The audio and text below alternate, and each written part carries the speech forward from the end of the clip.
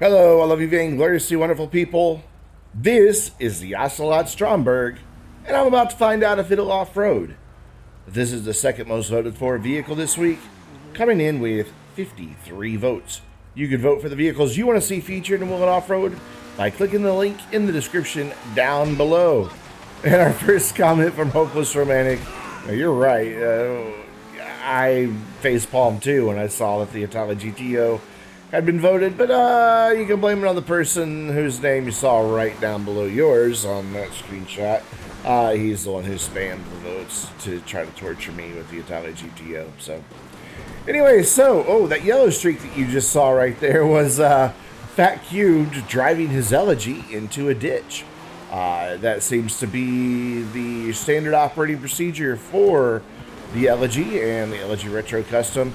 When it sees that little hill, its response is to go fast and fly into the ditch uncontrollably. If you saw my Will It Off-Road Fails video from a couple months ago, then you know exactly what I'm talking about. The Stromberg, however, there's nothing uncontrolled about this. This car is just all around really good. It could do with a little more grip. I will readily admit that, especially down surface streets at speed. But here in the dirt, it's just, this is a glorious treat. I'm having a lot of fun with this car. I was really surprised at how effortless it was. The Stromberg is one of those vehicles I kind of forget that I own. A lot. And so I don't wind up driving it as often as I would like to. There's only one thing about it that I really dislike. And it's not really about the car's performance. It's that Rockstar made the decision that you can't be unarmed in this vehicle. So you are always going to have either that machine gun reticule, or you're going to have the reticule for the missiles. You just don't have an option on it. I did cycle through just to double check, and sure enough, you cannot go unarmed in this vehicle. But I'm leaving everybody else in the dust, and I know for sure there's an Elegy behind me, and the Elegy does really well off-road, so I'm not sure where those guys are, but I'm leaving them behind quite well. And that's just a testament to how great the Stromberg does. Speaking of things that are great, Will It Off-Road Bingo is a thing, if you weren't aware. There's a link, there goes Hikers. There's a link in the description down below to Will It Off-Road Bingo that opens up. Works just fine on mobile devices as well as your computer. Just click generate new card and then you can play along. And of course, if you win bingo, well, leave a comment down below letting us know. And even if you don't, just let us know that you played. Tell us how far you got to a bingo. We are up in 2 minutes 47 seconds. Will the Stromberg off-road? Yes. And it did it quite well. No complaints. I mean, it got a little muddy and a couple scratches here or there, as Fat Cubed is now stuck on a rock. Hey, look, he got off the rock. And there's a good look at the vehicles that are accompanying me. Good selection of cars. Good mixture. All fit the theme except for one. And, well, you know, I'll leave it up to you to decide which one of those doesn't really fit the theme. It's the Elegy. Anyway, so now we're going back downhill, and this is where a little bit better braking would do this car all right, because there's going to be a couple times that I just can't get the speed shaved off in the way I want to. That it does tend to bounce around a little bit. I mean, the car that this is based on is a Lotus, and they were known for lightweight, and are known for lightweight, I should say.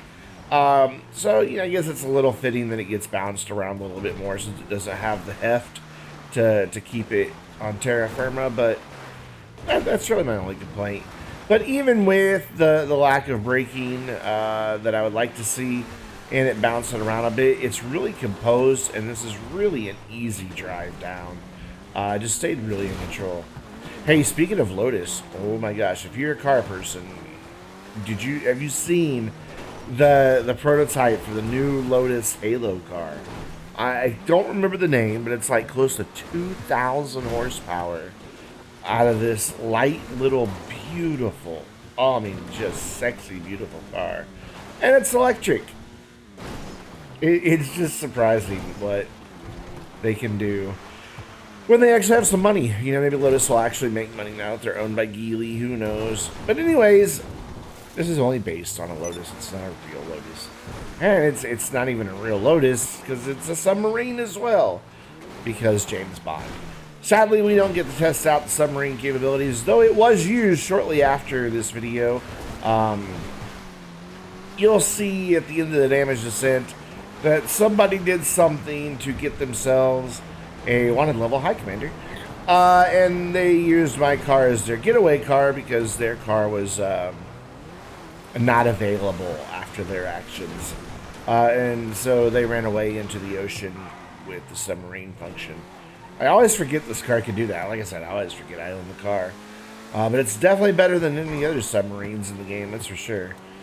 But as we're back down and around at the end, we're down 2 minutes, 27 seconds. So we go back to the top of Mount Chiliad. I heard a baller approaching, but sadly didn't get down in time. So let's fling this thing off the side. This is a sunset run because, well, we did take up and down the mountain. Or maybe it was just up. It was just up the mountain. And when I realized I had my audio set up wrong. And had to completely re-record it because, well, it was messed up for the video. Great thing is, this is my second time to also do this voiceover because I had my audio set up wrong. Yeah. There were lots of problems this week, and I had to undo a lot of things, and so it left all my defaults not in place. I have templates and defaults and all that for the different series that I do, so that I just literally have to just press a button and they go into place. But it doesn't tell me when I press that button if it really did anything or not. And holy cow, how much air did we just have there? We just skipped a massive part of the trail just by flying through the air. Didn't even get to go under the train tracks, so we flew over them. But Stromberg doing great down here in the bumpy, muddy bits. Not any issues at all. This car is just really well composed. Well done, Rockstar. No damage models because it is a newer car. I don't remember what DLC this came out with. That one with the bunkers and nuclear war or whatever.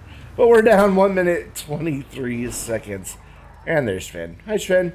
So we have 2 broken windows and the doors won't close. That's really it. Oh, there's Rocket spinning out of control, just barely missing my car. That's quite the entrance. And we'll take a look at the damage. And there's Finn's car. You may remember Rocket was parked in the middle of the highway and he refused to move over here because, well, he was busy setting fire to his car and that's why he needed mine to get away. But that brings us to our next vehicle, the Bollokan. I think I'm saying that right. Bollokan Prairie. Most voted for vehicle this week with 56 votes. And a front-wheel drive vehicle, one of the rare ones that we have. Don't forget to go vote for the vehicles you want to see in Will It Off-Road by clicking the link in the description down below. And, of course, you'll do that while you're waiting for the Casino DLC. But, honestly, are you even waiting for the Casino DLC at this point? I know I'm not. I don't care anymore. I genuinely don't. Like, I don't know what's up with Rockstar's marketing department or who makes these decisions, but I have never seen a game studio successfully kill just a massive swell of hype so effectively as Rockstar has done surrounding this DLC. I mean, when they first announced the casino was going to open, people went nuts. Like, and not just the clickbaiters, like GTA forums everywhere. People legitimately were going nuts for it. You know, finally the casino after all these years of that opening soon sign. And now, generally, people don't give 2 shits because it's just been, they announced it too soon. Not enough information that they leaked out. I mean, my God, they've been so lazy they retweeted the same little GIF last week. So, I don't know. But the Prairie is in trouble. One of the problems that the, I guess the physics engine of GTA has trouble with,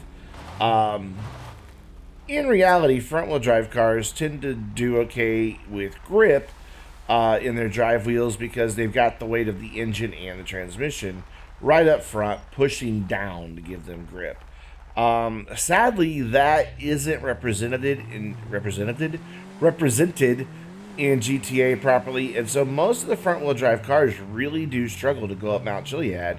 I tried on this run to keep the wheels from spinning by keeping the RPMs lower, but all that did was cause the car to bog down. And of course, as you saw in that first run up, it was just nothing but wheel spin. This car also has a bad habit of shifting into gears when it doesn't really, or shifting into a higher gear when it really doesn't need to.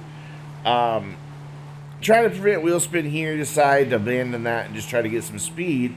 Thing is, it won't. I'm full throttle. This is full throttle. And it just won't go. And there it is. It shifted gears and that was it. It was starting to get some speed. It was starting to move, but it just couldn't do it. Tried to dump the handbrake, but of course it's front wheel drive. So that's not going to work. Because that's just going to spin the wheels. So, you know, not much hope for it. So, sadly, yeah, it's a DNF. It will not off-road. The only way we got to the top of Mount Chiliad was via a cargo bob, and that's how we are now here for our damage descent. Good news is, well, one, it can barely make it off the ramp. That was about to be one of the shortest damage descents ever. But two, this car was included at game's launch. Therefore, it has good damage models, and that makes me happy. Since I didn't get a very good start, the other two are way ahead of me. At Sven and Non-Credit Rocket in an Elegy and a Rusty Rebel, respectively. And me getting battered in my Prairie. But look at that. The hood's off. The front end's all banged in. Bumpers are gone. I mean, the back end's starting to collapse on us. I like it when a car represents that it's been, you know, banged up. I just think it adds to the immersion of a game. There's Rocket stuck. Now he's unstuck, and then I'm going to unceremoniously boot him out of my way. Because that's what friends do in GTA Online, right? Yes. However, his hood's still down here with me.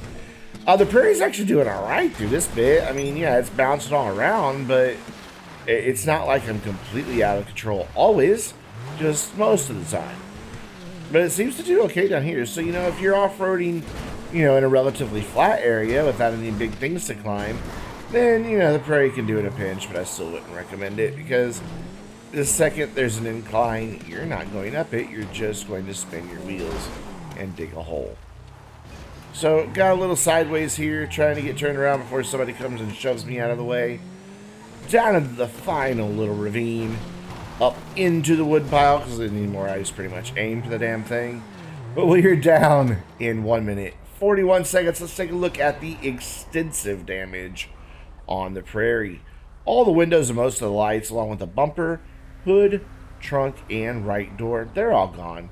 The left door won't close, has bent wheels, and severe body damage. And of course, we'll take a look at... Okay, it's Rocket and Sven, and when those two are paired up, you just don't ask. So anyways, that's going to do it for this week's Will It Off-Road. Let us know how you did playing Will It Off-Road Bingo with a comment down below. And don't forget, click that other link. Go vote for the vehicles you want to see featured in upcoming Will It Off-Road videos. And until next time, I'm Brandon, reminding you to stay vainglorious.